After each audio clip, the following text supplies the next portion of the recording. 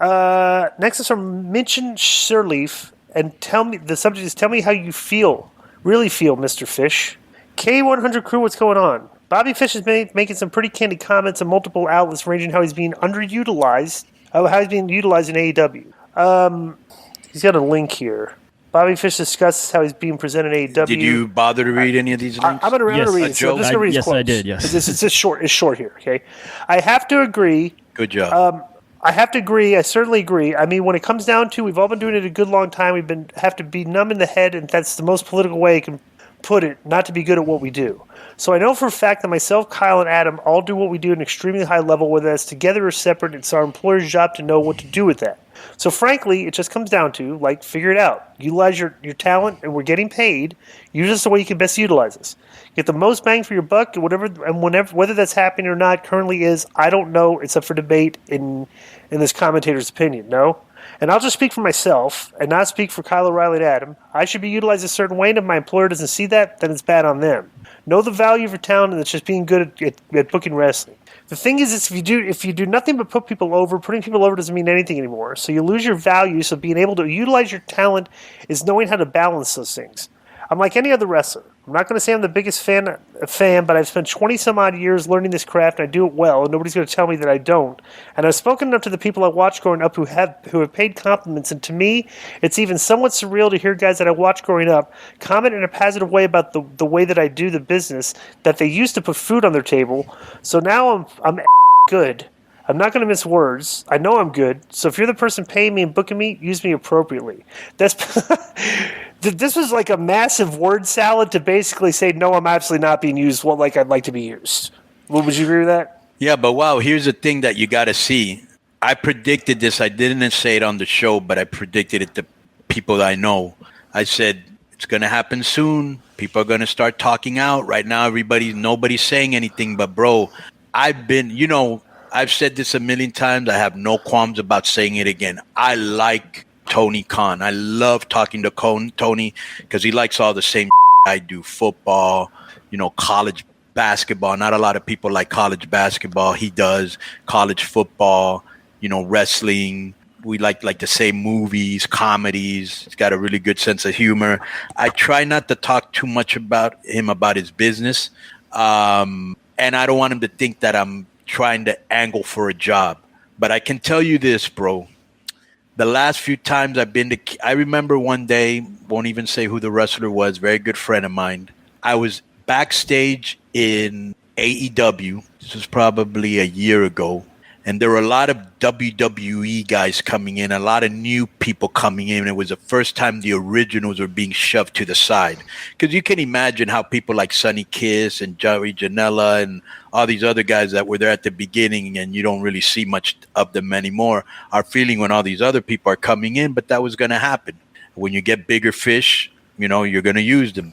And he asked me, he goes, is this what WCW was like? I go, this is exactly how WCW started to get.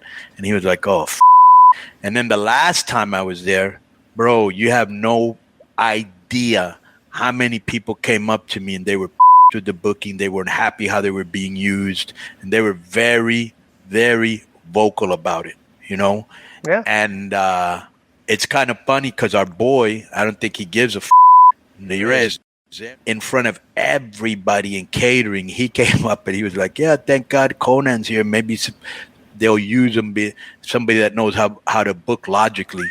And I was like, bro, ixnay that I'm not here looking for a job, Right. So yeah, people are starting to talk. And let me say this about Fish. He is a great talent. He ain't the most charismatic guy I've ever seen, but he's a very great talent. He's not being used when he's mad, and he knows his time is ticking. He ain't a young guy anymore.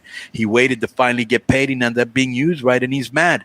And the problem is that Tony, with all this money, he probably meant good. Let me get as much talent as I can.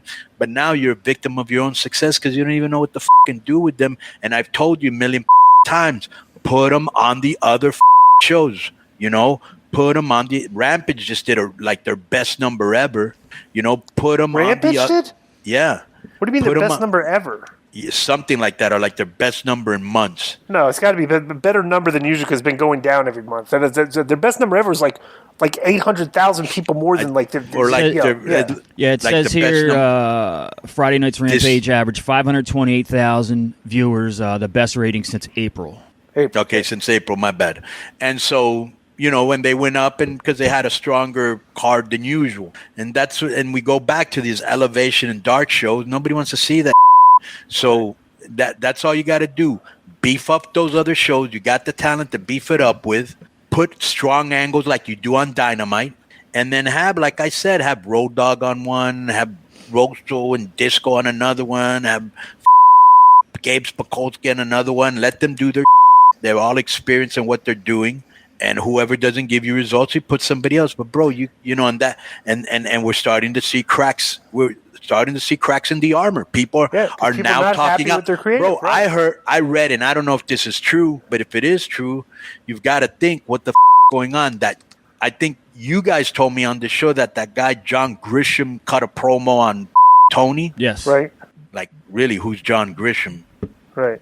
Is that his name? Yeah, Jonathan Gresham. Yeah, I thought that was an author for some reason. All right. Well, it's an author's name too. Yeah, go ahead. Well, let me finish this email. All right. From not being happy over how it's being utilized, not uncommon in the business, to stating that he would go to war for Triple H 7 days a week.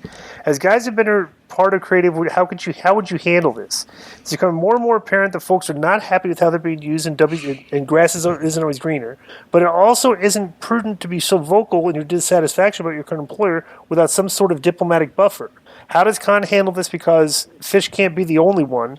As always, keep doing what you do best. And Konnan basically just answered that, but I finished the email. You would have given the same response. But right. Yeah, this I spoke about this a couple weeks ago. And I asked the question: how many guys in AEW do you think are happy with their creative? And you can't really find a lot of them that probably are. Right. You can find a lot of them that are not. So it's like, bro, that's what happens when you're caught in this. When you're caught. And now you've got now you've got a double whammy because Triple H took over, and he knows the business, and a lot of people are thinking, I might want to go over there because they know their. They Triple brought H Kevin. He pushed me. He's doing good moves. He brought Kevin. He brought Kevin and Scarlett back. Right. Everybody's going, okay, great move. You know. Right. Yeah. He's making great moves. He's doing smart moves. Yeah. He brought Logan Paul in. He's like, they're doing smart moves, and people can see it. Next is from Brian Dunlap, and the subject is NWA Invasion versus Karrion Kross main event push. And let me just say one last thing, because Tony Khan actually said this. He said, well, I don't, because somebody brought that up to him. Yo, what do you think about people now wanting to go back? He goes, well, as a matter of fact, I have this guy, like he named like really big names under contract for 4 years. But what good is that if they're not happy and you're not using them correctly? Right, exactly. Yo, what up? This is Konnan, and I host Keeping It 100, my co-host, Disco Inferno, unfortunately. Well, I'd say you're my co-host. Listen, every Thursday here on Spreaker, we talk pro wrestling, sports, movies, music, TV, pop culture, and some politics. It's everything the rest of the pro wrestling podcasts are not. Tune in to hear myself, the superior one, educate and inform. Tune in to hear me bury Disco. That's very disrespectful. Join us every Thursday on Spreaker and keep it 100. Boom!